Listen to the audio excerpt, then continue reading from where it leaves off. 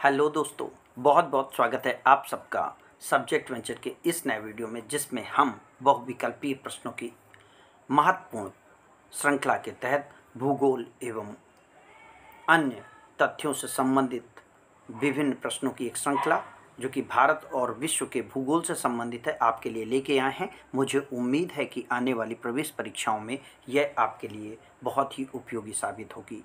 मैं आपसे रिक्वेस्ट करूंगा, आप चैनल के साथ जुड़ें और हमारे प्रयासों को गति देने में हमारी मदद करें। कोई भी सुझाव हो तो कमेंट बॉक्स में ज़रूर साझा करें। चलिए वीडियो प्रारंभ करते हैं।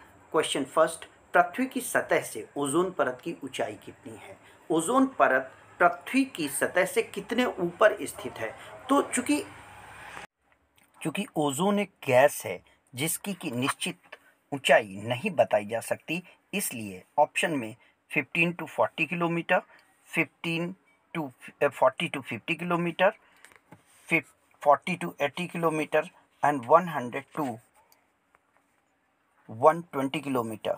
इसमें पहला ऑप्शन ए 15 टू 40 किलोमीटर तक ऊंचाई ओजोन की है।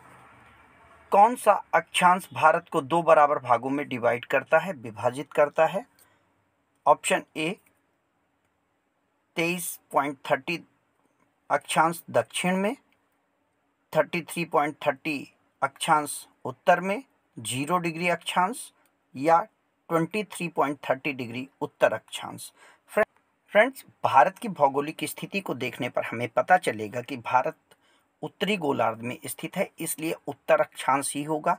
23.30 डिग्री उत्तर अक्षांश, जो कि ऑप्शन डी है, ये इसका सही आंसर होगा, क्योंकि कर्क रेखा भारत को दो बराबर भागों में बांटती है, जिसे कि हम 23.30 डिग्री पर अवस्थित पाते हैं। क्वेश्चन थर्ड, कितने भारतीय प्रदेशों से होकर कर्क रेखा गुजरती है? कर्क रेखा कितने भारतीय प्रदेशों से होकर गुजरती है? यहाँ पर ऑप्शन आएगा 6 प्रदेश, 7 प्रदेश, 8 प्रदेश या 9 प्रदेश। फ्रेंड्स, शुरुआत से अगर देखें दक्षिण से, जहाँ पर कि हम दक्षिण पश्चिम से देखें तो गुजरात से लेकर अरुणाचल प्रदेश तक कर्क रेखा लगभग 8 प्रदेशों से गुजरती है। आप इन 8 प्रदेशों के नाम भी याद कर लेंगे, यहाँ पर वीडियो बहुत लंबा हो जाएगा अगर उनकी चर्चा की जाए। ऑप्शन सी 8 प्रदेश इसका सही आंसर होगा। भारत का दूरस्थ दक्षिणतम बिंदु है। याद रखिएगा कि भारत का दक्षिणतम बिंदु कहा गया है, ये स्थलीय सीमा की बात है। तो यहाँ पर हमें पता चलता है कि option A Kanyakumari, B Rameswaram, C point Indira point, D point Calimere. Friends, option C जो कि लास्ट में लिखा है भूलवश, इंदिरा पॉइंट, यह इसका दक्षिणतम बिंदु है स्थल सीमा का। अगर यहीं पर स्थल सीमा के अलावा वो भारत का पूछता है दूरस्थ, जो कि स्थलीय बात करेगा, तो इंदिरा कोल हो जाता है, जबकि इंदिरा पॉइंट भारत का दक्षिणतम बिंदु है। क्वेश्चन, डूरंड लाइन किसके साथ भारत की सीमा बनाती है? सीमा से संबंधित एक क्वेश्चन लगभग हर प्रवेश परीक्षा में पूछा जाता है। अफगानिस्तान के साथ, बर्मा के साथ, तिब्बत के साथ या नेपाल के साथ? फ्रेंड्स, हमारी जो सीमा रेखाएं हैं वो चाइना के साथ, पाकिस्तान के साथ और अफगानिस्तान के साथ विभाजित हैं, इसलिए यहाँ पर अफगानिस्तान के साथ जो लाइन बनाई गई है ये डूरंड महोदय की अध्यक्षता में बनाई गई थी। इसके कारण जो भारत और अफगानिस्तान की बॉर्डर सीमा प्रथमतया पाई जाती थी, उसके बीच की लाइन डूरंट लाइन के नाम से जानी जाती है, इसलिए ऑप्शन ए अफगानिस्तान और भारत सही होगा। क्वेश्चन 6, रेड क्लिफ रेखा कौन सी है, या रेड क्लिफ रेखा किसके बीच में सीमा रेखा बनाती है? ऑप्शन ए अमेरिका कनाडा के बीच, भारत पाकिस्तान के बीच, भारत चीन सीमा के बीच, रूस चीन सीमा रेखा के बीच। Friends, red cliff, cliff and की, क्लिफ फॉर सीमा एंड किस फॉर पाकिस्तान। इस तरीके से अगर आप इसे याद करेंगे तो भारत और पाकिस्तान के बीच में जो सीमा रेखा है, विभाजक सीमा रेखा, वो रेड क्लिफ कहलाती है। इस तरीके से ऑप्शन बी इसका सही आंसर होगा। अगला क्वेश्चन, शिवालिक पहाड़ियाँ निम्न में से किसका हिस्सा हैं? अगर हम देखें अरावली का, पश्चिमी घाट का, हिमालय का या सतपुड़ा का। फ्रेंड्स, भारत के उत्तर में स्थित हिमालय पर्वत 3 भागों में बंटता है। अगर हम उत्तर से दक्षिण की ओर चलते हैं, जिसे कि हम बृहत हिमालय, मध्य हिमालय और उत्तर हिमालय की बात करते हैं, इसी को हिमाद्री, हिमाचल और शिवालिक भी कहा जाता है। तो तीसरे श्रेणी जो कि लगभग 600 से 800 की एवरेज हाइट रखती है, ऐसी रेखा को हम शिवालिक के नाम से जानते हैं। तो इस तरीके से शिवालिक पहाड़ियां हिमालय का हिस्सा मानी जाएंगी और ऑप्शन सी सही होगा। पीर पंजाल श्रेणी कहाँ पाई जाती है? अरुणाचल प्रदेश में, जम्मू कश्मीर में, पंजाब में, उत्तराखंड में। फ्रेंड्स, पीर पंजाल श्रेणी जो है वो पामीर नॉट से निकलने वाली श्रेणियों में है, जिसमें जास्कर, पीर पंजाल, लेह लद्दाख ये हैं। इस कारण जम्मू कश्मीर इसका सही आंसर होगा। अरुणाचल प्रदेश में पटकोई बम और मिजो हिल्स वगैरह की रेखाएं हैं। पंजाब के एरिया में पहाड़ियों की बहुत ज़्यादा उपस्थिति नहीं है। उत्तराखंड में शिवालिक रेंज है। इस तरीके से पीर पंजाल श्रेणी जम्मू कश्मीर में होगी। ग्रेट हिमालय की ऊंचाई है, यानी हिमालय जो बृहत हिमालय है, जो सबसे ऊंचा हिमालय है, उसकी एक अनुमानित ऊंचाई है, कह सकते हैं उसकी ऊंचाई कितनी है। तो फ्रेंड्स, यह ऊंचाई लगातार कहा जाता है निरंतर बढ़ती रहती है, लेकिन यहाँ पर अगर दिए गए उत्तरों में देखें 8850 मीटर, 8890 मीटर, 8815 मीटर, 8860 मीटर, तो ऑप्शन ए जो कि माउंट एवरेस्ट की ऊंचाई है, ये ग्रेट हिमालय की ऊंचाई मानी जाएगी और इसे इसलिए ऑप्शन ए 8850 मीटर इस क्वेश्चन का सही आंसर होगा। अगला क्वेश्चन, सबसे प्राचीन पर्वत श्रृंखला है।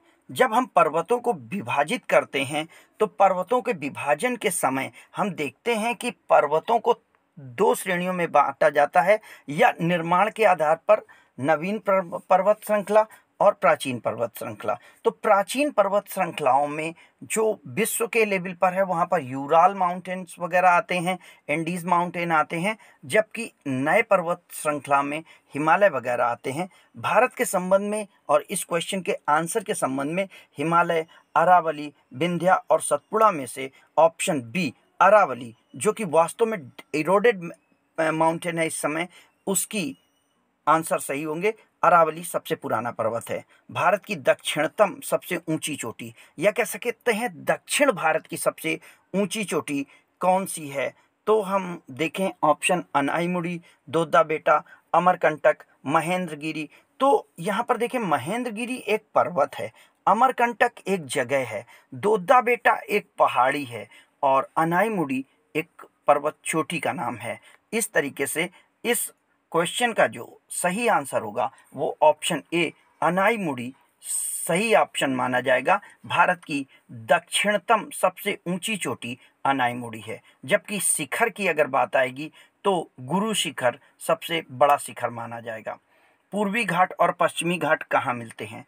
फ्रेंड्स, गुजरात से लेके तमिलनाडु का एरिया जो भारत के पश्चिमी भाग में है, जो अरब सागर के एरिया में है, उसे हम पश्चिमी घाट कहते हैं। और पश्चिम बंगाल से लेकर के तमिलनाडु का एरिया जो कि बंगाल की खाड़ी के पास में है, उसे हम पूर्वी घाट कहते हैं। तो इधर गुजरात और उधर और पश्चिम बंगाल से अगर हम नीचे की ओर दक्षिण की ओर आते हैं तो तमिलनाडु के एरिया में हमें दोनों भाग मिलते हुए दिखाई देते हैं। इस तरीके से हम देखें तो ये दोनों पहाड़ या दोनों घाट अनाईमली या नीलगिरी, कार्डिमम, शेरराव में कहाँ मिलते हैं? तो नीलगिरी की पहाड़ियों में ये मिलते हैं। कौन सा सबसे ऊंचा पर्वत शिखर है? पर्वत शिखर मतलब सबसे ऊंची पीक, सबसे ऊंची चोटी। तो यहाँ पर हम देखें number 1 Mount Everest, second Kangchenjunga, third Lhotse and the Makalu. तो फ्रेंड्स, वर्ल्ड का सबसे ऊंचा पर्वत शिखर माउंट एवरेस्ट कहलाता है, जिसकी ऊंचाई 8,850 मीटर अब तक नापी गई है और यह लगभग विश्व में सबसे ऊंचे लेवल पर पर्वत शिखर अवस्थित है? प्रथम भारतीय नारी जो माउंट एवरेस्ट पर चढ़ने में सफलता पाई? Number A Bachendri Pal, PT Usha, Dicky Dolma, इनमें से कोई नहीं। फ्रेंड्स, पीटी उषा एक भारतीय धावक के रूप में जानी जाती हैं, डिक्की डोलमा एथलीट हैं, और ऑप्शन ए बछेंद्री पाल जो कि एक पर्वतारोही थी, नेपाल बॉर्डर पे रहने वाली भारतीय महिला थी, ये माउंट एवरेस्ट पर चढ़ने वाली सबसे पहली महिला हैं। इस तरीके से प्रथम भारतीय नारी जो कि माउंट एवरेस्ट पे पहुंची के तौर पर बछेंद्री पाल का नाम संग्रहित है, इसलिए ऑप्शन ए बछेंद्री पाल इसका सही आंसर होगा। क्वेश्चन 15, भारत का सबसे ऊंचा पर्वत। फ्रेंड्स, यहाँ पे देखना है कि ये भारत का सबसे ऊंचा पर्वत पूछा गया है, ना कि विश्व का। अगर विश्व का सबसे ऊंचा पर्वत पूछा जाएगा तो माउंट एवरेस्ट होगा, लेकिन अगर भारत की बात करेंगे कि भारत में स्थित सबसे ऊंचा पर्वत शिखर कौन सा है, तो यहाँ पर सियाचिन ये एक ग्लेशियर है, कारगिल ये एक पहाड़ी है, सी K2 ये एक पर्वत चोटी है जिसे हम गाडविन आस्टिन के नाम से भी जानते हैं। इस तरीके से K2 या गाडविन आस्टिन जो कि ऑप्शन सी के तौर पर है, ये भारत का सबसे ऊंचा पर्वत माना जाता है या पर्वत चोटी मानी जाती है। गुरु शिखर पर्वत चोटी किस राज्य में है? राजस्थान में, गुजरात में, मध्य प्रदेश में या महाराष्ट्र में? फ्रेंड्स, अगर इन जगहों पर हम देखें तो गुजरात में पर्वतों की उपस्थिति बहुत कम है, मध्य प्रदेश में जो है पठारों की उपस्थिति है, पर्वत शिखर बहुत कम पाए जाते हैं। यही कमोवेश स्थिति आपकी महाराष्ट्र की भी है। इसलिए इन सब में से जहाँ पर भी देखें, एक राजस्थान जहाँ की पर्वत चोटी गुरु शिखर उपस्थित है और यहीं स्थापित है, इस तरीके से ऑप्शन ए सही होगा। लिपुलेख दर्रा कहाँ है? दर्रा या पास क्या होता है? दो पर्वत श्रृंखलाओं के बीच से पतला सकरा रास्ता जिसे आवागमन के लिए प्रयोग किया जाता है, उसे हम दर्रा या पास के नाम से जानते हैं। जम्मू कश्मीर में, हिमाचल प्रदेश में, उत्तरांचल में या अरुणाचल प्रदेश में? तो अगर हम लिपुलेख दर्रे की बात देखें तो यह दर्रा उत्तरांचल या उत्तराखंड में पाया जाता है। जम्मू कश्मीर में जो दर्रा है या अदर जो हैं वो सिपकीला हैं, बोमडीला हैं, लेकिन लिपुलेख नहीं है। भारत में तटरेखा की लंबाई। तटरेखा मतलब समुद्री सीमा, वह स्थान जहां से समुद्र इस प्रारंभ होता है और वहां तक जहां तक समुद्र की अंतिम सीमा है, यानी गुजरात के कांडला से लेकर के अगर हम पश्चिम बंगाल तक देखें, पारादीप तक या और ऊपर देखें, तो यहाँ हम देखेंगे कि कितनी जमीन पर भारत के समुद्री सीमा स्थित है। 3500 किलोमीटर, 600 किलोमीटर, 800 किलोमीटर, 7500 किलोमीटर। भारतीय तटरेखा 7500 किलोमीटर लंबी है, इसलिए यहाँ पे ऑप्शन डी सही होगा। अगर अगला क्वेश्चन, भारत के किस राज्य का समुद्री तट सबसे लंबा है? भारत के सबसे लंबे समुद्री तट के तौर पर आंध्र प्रदेश, उड़ीसा, गुजरात, तमिलनाडु। फ्रेंड्स, आंध्र प्रदेश सामान्यतया नहीं होगा क्योंकि ये लैंडलॉक्ड है अधिकांशतया, लेकिन थोड़ा सा जगह इसमें मिलती है समुद्री सीमा में। उड़ीसा की सीमा थोड़ी छोटी है। तमिलनाडु और गुजरात में से हमें डिसीजन लेना होता है, इसलिए देखा जाए तो गुजरात की सीमा सबसे लंबी है क्योंकि गुजरात की सीमा खाड़ियों को लेकर के बनती है। तमिलनाडु एवं आंध्र प्रदेश के तट का नाम क्या है? फ्रेंड्स, भारत के पश्चिमी भाग में गुजरात से लेकर के अगर हम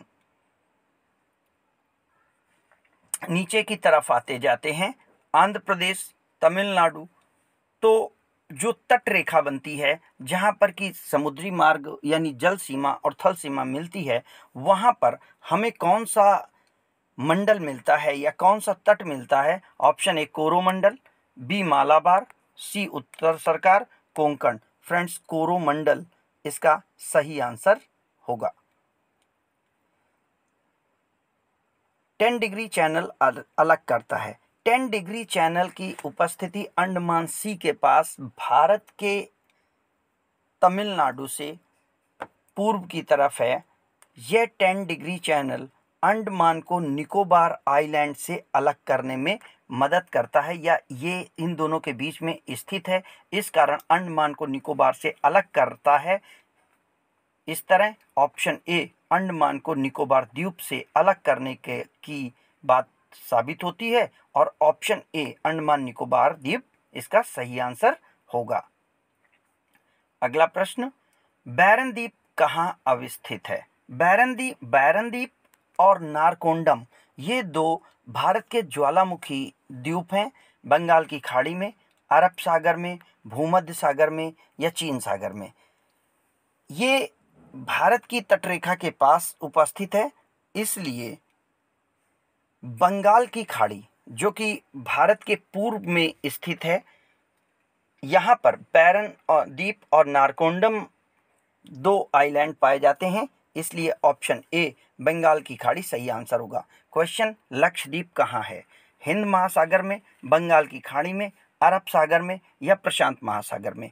केरल से पश्चिम की ओर अरब सागर में स्थित है हमारा लक्षद्वीप, जो कि कोरल द्वीप है, जहाँ पर कोरल के जमाव के कारण एक प्रवाल जिसे हम कहते हैं, उसके कारण एक चट्टान का निर्माण हो गया है।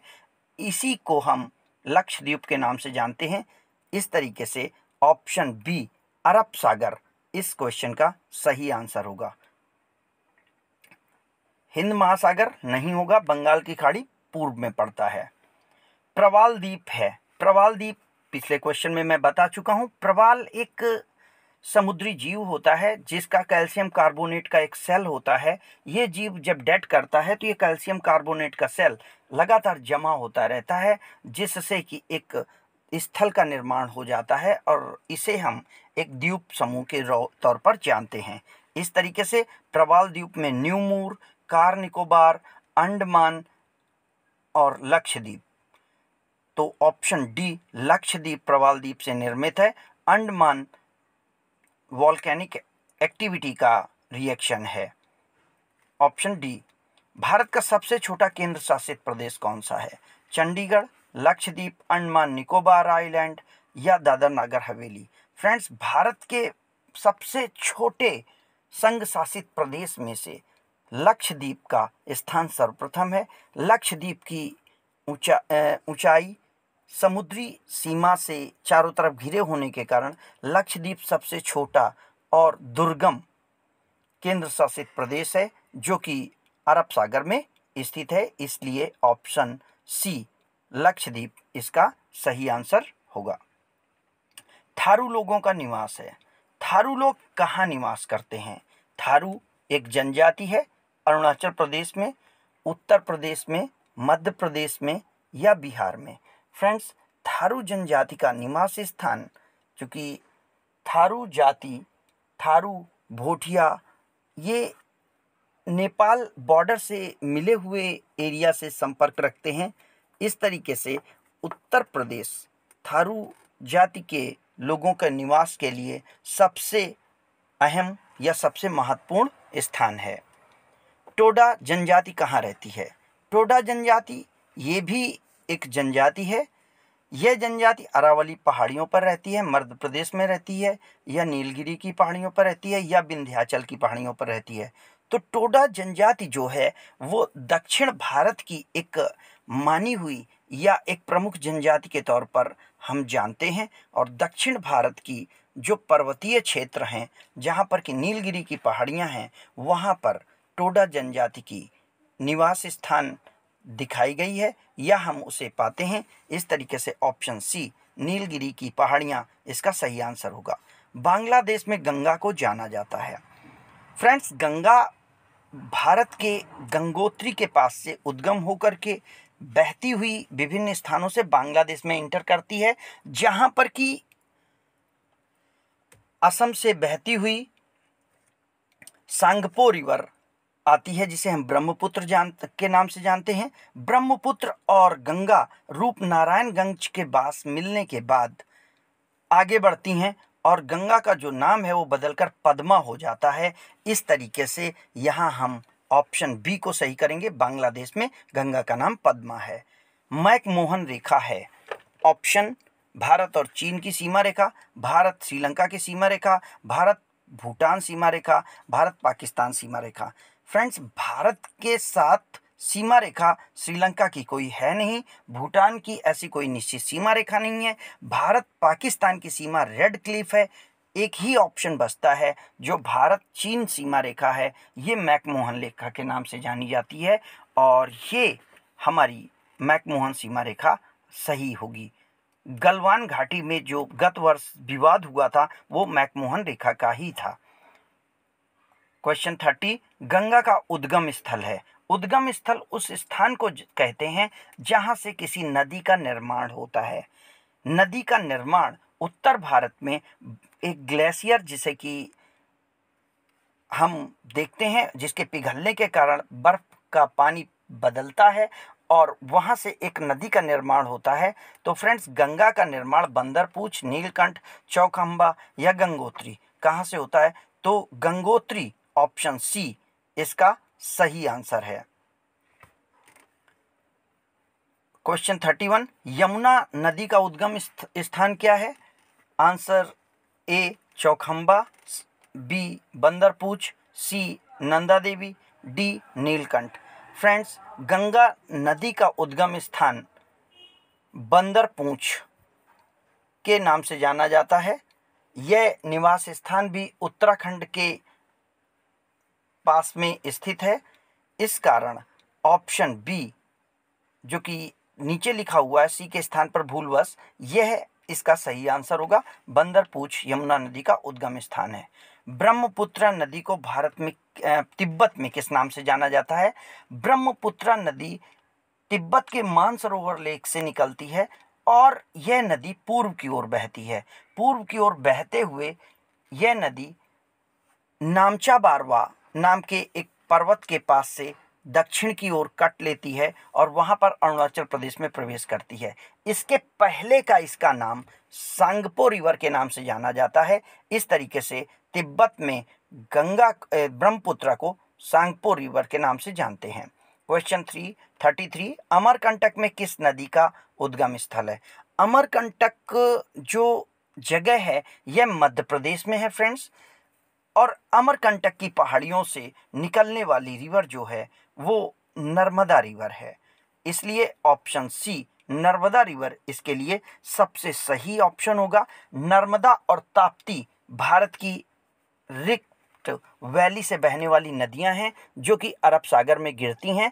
पश्चिम की ओर बहने वाली दो मात्र नदियां हैं यह आपको याद रखना है।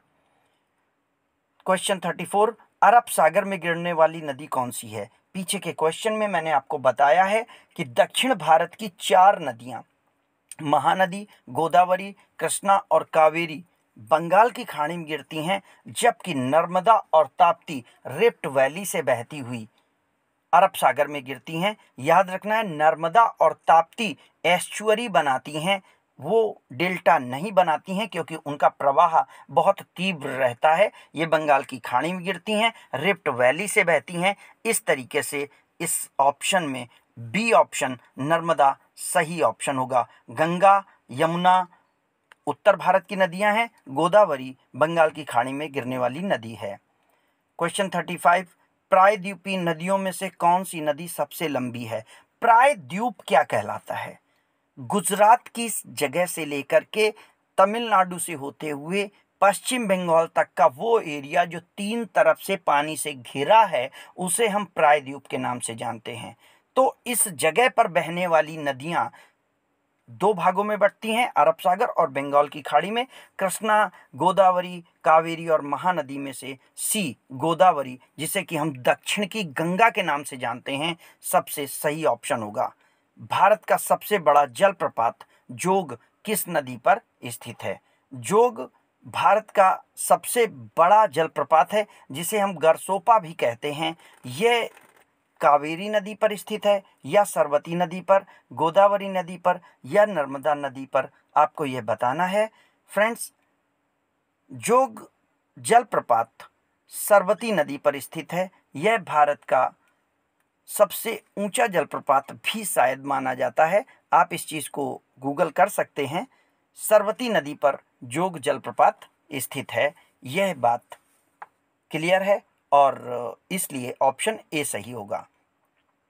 भारत में किस राज्य का में मानसून का आगमन सबसे पहले होता है? मानसून जो कि दक्षिण पश्चिम मानसून है, जिसमें कि जून, जुलाई, अगस्त, सितंबर में होने वाली बारिश जो कि इंडियन ओशियन यानी हिंद महासागर से होती हुई आती है और इंदिरा पॉइंट दक्षिणी भारत के दक्षिणतम बिंदु से टकराने के बाद बे ऑफ बंगाल यानी बंगाल की खाड़ी और अरब सागर के रूप में डिवाइड हो जाती है। इस तरीके से यह सबसे पहले भारत के दक्षिणतम पॉइंट इंदिरा पॉइंट पर टकराती है जो कि केरल में स्थित है। इस तरीके से ऑप्शन डी केरल प्रदेश में मानसून का सबसे पहले आगमन होता है। यह आंसर सही होगा। अगला प्रश्न, भारत में सबसे कम वर्षा वाला स्थान कौन सा है? आंसर लेह, बी बीकानेर, सी जैसलमेर या डी चेरापूंजी। फ्रेंड्स, चेरापूंजी, सोहरा ये सबसे ज़्यादा बारिश वाला स्थान है। बीकानेर और जैसलमेर, जैसलमेर राजस्थान का स्थान है जबकि लेह जम्मू कश्मीर का अपर पोर्शन कहलाता है। इसलिए लेह वो स्थान है जहाँ पर की बारिश सबसे कम होती है क्योंकि ये ऊंची पहाड़ियों पर पड़ता है और सारी की सारी जो दक्षिण पश्चिम मानसून है वो हिमालय की शिवालिक पहाड़ियों से टकराकर निकल जाती है। इसलिए लेह सबसे कम वर्षा वाला स्थान माना जाता है। 39 क्वेश्चन, भारत को कितने भूकंपीय जोखिम अंचलों में बांटा गया है? यानी भारत के भूकंप प्रभावित क्षेत्रों को कितने भागों में बांटा गया है? Option 5, B 6, C 4 and D 7। तो फ्रेंड्स, भारत के जो भूकंप प्रभावित क्षेत्र हैं उनको सुविधा की दृष्टि से 4 भागों में बांटा गया है। इस तरीके से ऑप्शन सी इस क्वेश्चन का सबसे सही उत्तर होगा।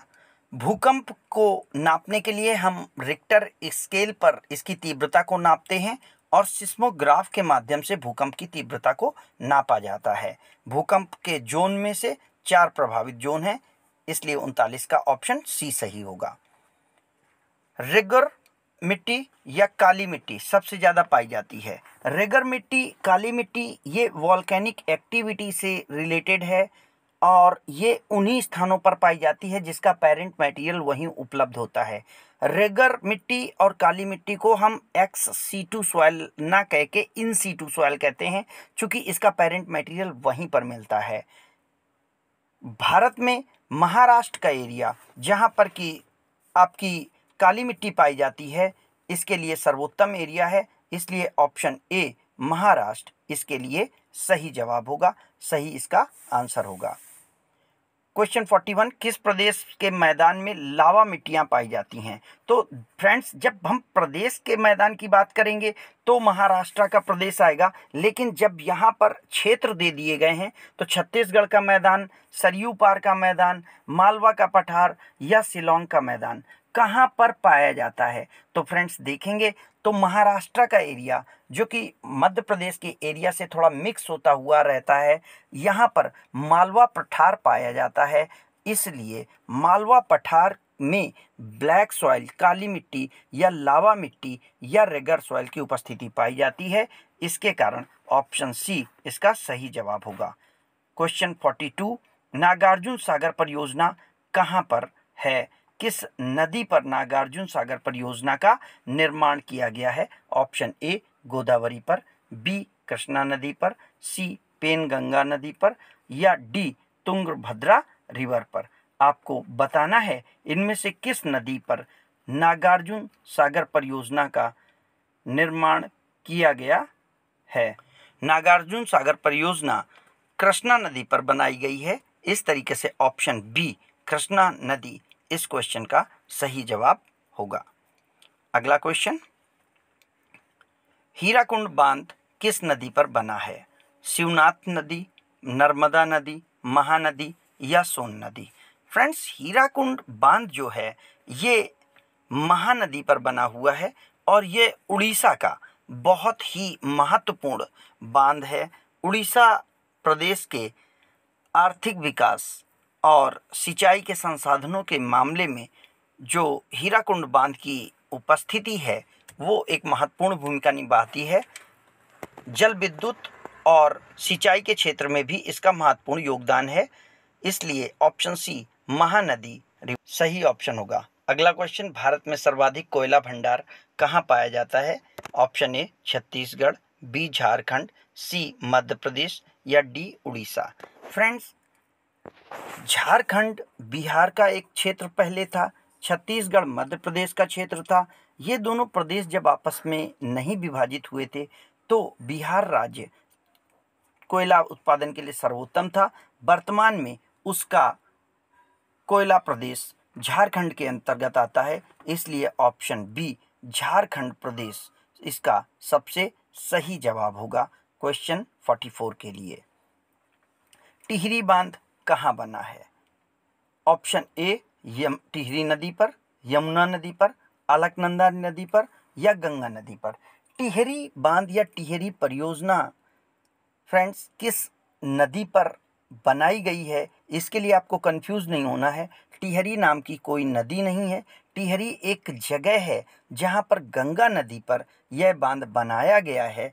इस तरीके से टिहरी बांध गंगा नदी पर बना है, ये बात आपको याद रखनी है और इस क्वेश्चन का जो आंसर होगा वो गंगा नदी पर यह बांध बना है, इसलिए ऑप्शन डी सही जवाब होगा।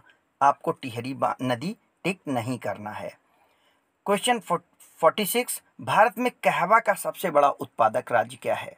कहवा एक पेय पदार्थ के तौर पर जाना जाता है, जिसे हम कभी कभी कोको के नाम से भी बुलाते थे। इसके उत्पादन के लिए केरल, कर्नाटक, तमिलनाडु, आंध्र प्रदेश, कौन सा प्रदेश आगे है? आपको एक फॉर्मूला याद रखना है, कहवा कर्नाटक, यानी का और का। इसलिए इस तरीके से ऑप्शन बी कर्नाटक, जो कि कहवा उत्पादन में सर्वाधिक अग्रणी प्रदेश है, हम इस क्वेश्चन के लिए सही करेंगे। कर्नाटक कहवा उत्पादन में सबसे अग्रिम भूमिका निभाता है। सर्वोत्तम किस्म का संगमरमर कहाँ पाया जाता है? संगमरमर की उपस्थिति राजस्थान में है, ये बात हम जानते हैं। राजस्थान के किस एरिया में संगमरमर मिलता है या सर्वोत्तम किस्म का संगमरमर मिलता है? इसके लिए मकराना, बी जबलपुर मध्य प्रदेश का एरिया है, बी सी जैसलमेर या सिंहभूम, ये आपका बिहार का एरिया पड़ता था, झारखंड जो था। इस तरीके से राजस्थान के एरिया में ही चूंकि सर्वोत्तम संगमरमर पाया जाता है, हमारा ऑप्शन मकराना, ऑप्शन ए इस क्वेश्चन के लिए सही जवाब होगा। तो इस तरीके से सर्वोत्तम किस्म का संगमरमर मकराना में है। 48, भारत का सबसे महत्वपूर्ण खनिज युक्त रॉक तंत्र कौन सा है? कहाँ पर कौन सी ऐसी चट्टानें हैं जहाँ पे सबसे ज़्यादा खनिज पदार्थ पाए जाते हैं या सर्वोत्तम खनिज पदार्थ की उपलब्धता है? ऑप्शन ए कुडपा तंत्र, धारवाड़ तंत्र, गोंडवाना तंत्र या विंध्य तंत्र।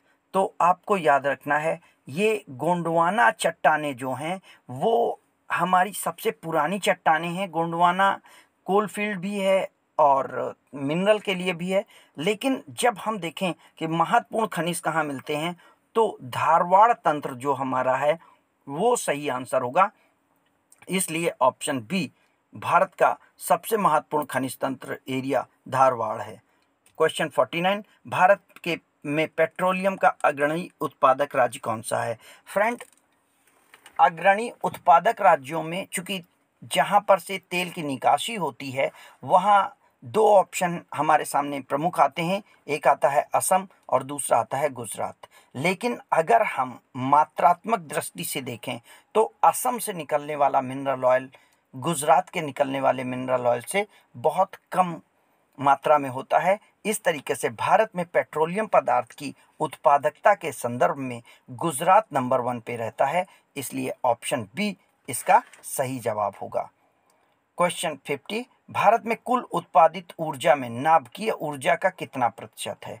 यानी भारत की अगर ऊर्जा उत्पादन क्षमता देखी जाए तो जो भारत में ऊर्जा उत्पादन क्षमता है जो कि कुछ पदार्थों को लेकर के है, तो ऊर्जा उत्पादन क्षमता में से कितने परसेंट पर हमारा नाभिकीय ऊर्जा का सहयोग है, या नाभिकीय ऊर्जा का कितना अमाउंट हमारे कुल उत्पादित ऊर्जा में सम्मिलित है? तो फ्रेंड्स 3%, 3 से 4%, 4 से 6%, कोई नहीं। आपको सही जवाब के तौर पर ऑप्शन बी टिक करना होगा। भारत में नाभिकीय ऊर्जा 3 से 4% उत्पादित की जाती है। भारत का सबसे लंबा राष्ट्रीय मार्ग कौन सा है? तो भारत का सबसे लंबा राष्ट्रीय राजमार्ग राजमार्ग नंबर 1, राजमार्ग नंबर 2, राजमार्ग नंबर 8, राजमार्ग नंबर 7। फ्रेंड्स, भारत के सर्वोत्तम लंबाई वाले राजमार्गों में से सबसे लंबा राजमार्ग राजमार्ग 7 है, जो कि NH7 के नाम से जाना जाता है। भारत में राजमार्गों के संरक्षण और निर्माण के लिए NHAI national highway authority of India जिम्मेदार है और वही इन राजमार्गों का निर्माण और संरक्षण करती है। क्वेश्चन 52, भारत का सबसे बड़ा बंदरगाह कौन सा है? बड़ा बंदरगाह समझने के लिए हमें ये देखना है कि कार्य क्षेत्र और मात्रा, यानी जितने कार्गो को यह डील करता है उसके आधार पर तय किया जाएगा। तो भारत में सबसे ज़्यादा माल का निर्यात या माल का आयात, इंपोर्ट और एक्सपोर्ट के मामले में, हैंडलिंग के मामले में मुंबई बंदरगाह सबसे ज़्यादा बिजिएस्ट बंदरगाह के तौर पर जाना जाता है। इस तरीके से ऑप्शन बी मुंबई इस क्वेश्चन का सही जवाब होगा। ऑप्शन ए चेन्नई नहीं होगा। अगला क्वेश्चन, कांडला बंदरगाह है। कांडला बंदरगाह कहाँ पर है? खंबात की खाड़ी में, कच्छ की खाड़ी में, बंगाल की खाड़ी में, या कोई नहीं? कांडला बंदरगाह गुजरात का बंदरगाह है और यह बंदरगाह ज्वारीय बंदरगाह है जो कि समुद्री लहरों के आवागमन के साथ अपने कार्यक्रम को पूरा करता है या समुद्री लहरों के कार्यक्रम के साथ अपने बिजनेस को चलाने का प्रयास करता है। यह बंदरगाह गुजरात का सबसे इम्पोर्टेंट बंदरगाह है जो कि कच्छ की खाड़ी में ऊपर स्थित है। इस तरीके से ऑप्शन बी कच्छ की खाड़ी इस क्वेश्चन का सही जवाब होगा। अगला प्रश्न, भारत के प्रथम परमाणु रिएक्टर का क्या नाम था? परमाणु रिएक्टर क्या चीज़ होती है?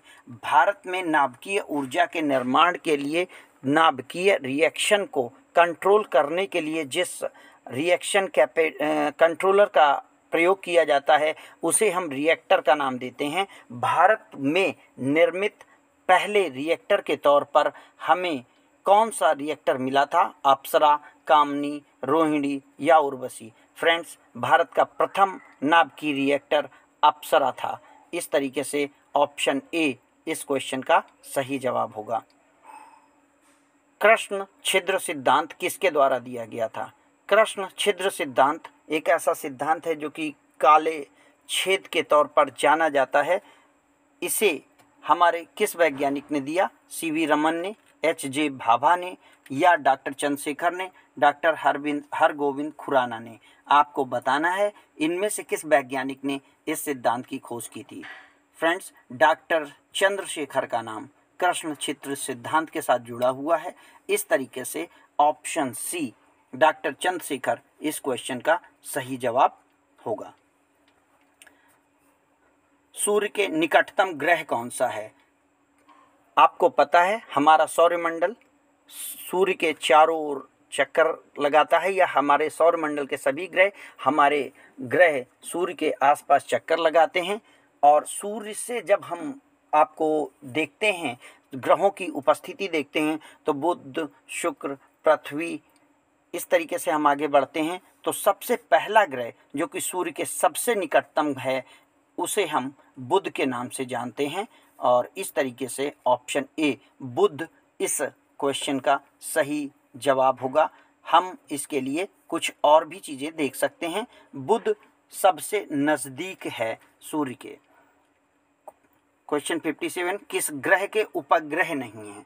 फ्रेंड्स, ग्रह क्या है? जो किसी तारे के आसपास चक्कर लगाता है और उसके प्रकाश से प्रकाशित होता है। उपग्रह क्या है? उपग्रह वह आकाशीय पिंड है जो ग्रहों के आसपास चक्कर लगाता है, तारों के आसपास नहीं, इसीलिए वह उपग्रह कहलाता है। तो ऐसे कौन से ग्रह हैं जिनके कोई भी उपग्रह नहीं है, यानी उनके आसपास कोई चक्कर नहीं लगाता? इस तरीके से अगर हम सौरमंडल पे देखेंगे तो बुध और शुक्र ऐसे ग्रह हैं जिनके आसपास कोई आकाशीय पिंड चक्कर नहीं लगाता। इस तरीके से हम देखेंगे बुध शुक्र का कोई उपग्रह नहीं है। दिन रात किस कारण होते हैं? फ्रेंड्स, परिक्रमण, परिभ्रमण, पृथ्वी के अक्ष के झुकाव के कारण।